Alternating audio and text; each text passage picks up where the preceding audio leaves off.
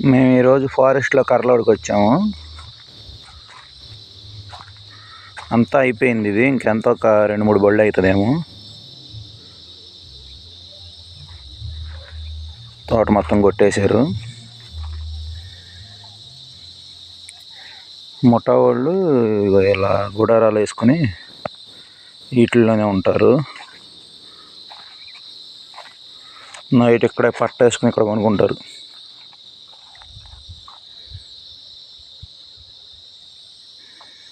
వాడుకోవడానికి water tank, ట్యాంకర్తో నీళ్ళు తీసుకొచ్చి పెడతారు వాళ్ళకి వాడుకోవటానికి. ఈ డ్రమ్ములు వచ్చేసి మంచినీళ్ళు. వస్తే 10 రోజులు 15 రోజులు తోటలోనే ఉంటారు.